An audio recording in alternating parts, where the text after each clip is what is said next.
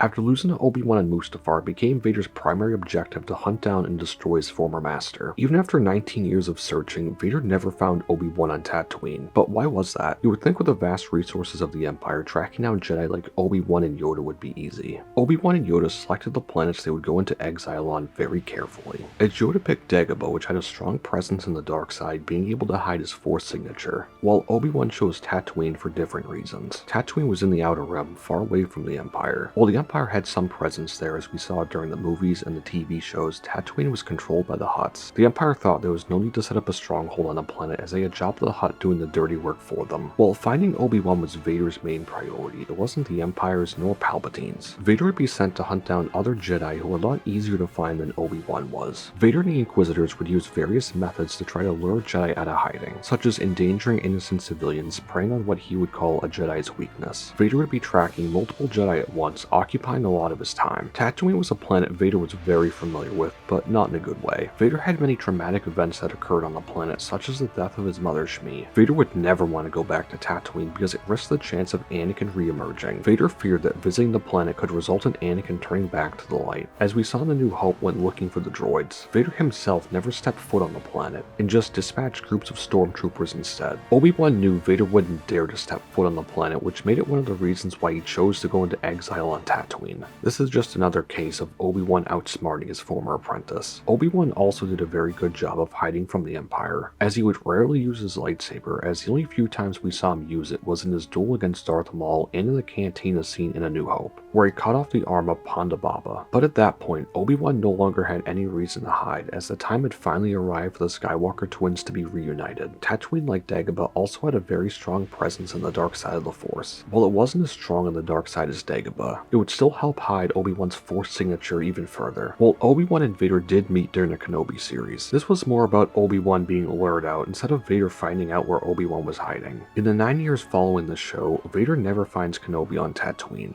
and as far as we know, this is their last encounter until they meet on the first Death Star in A New Hope. Even with his burning hatred for his former master, Darth Vader never found Obi-Wan on Tatooine. As Obi-Wan successfully hid on the planet for 19 years without Vader knowing, Tatooine was essentially a blind spot for Vader when it came to hunting down Jedi, for a multitude of reasons, making it not only the perfect place to hide Obi-Wan, but Luke as well. But let me know your thoughts on why Vader never found Obi-Wan on Tatooine. Should Vader have looked there? If you enjoyed this video, consider giving it a like and subscribe if you want to see more Star Wars videos. But anyway, I'll catch you in the next one.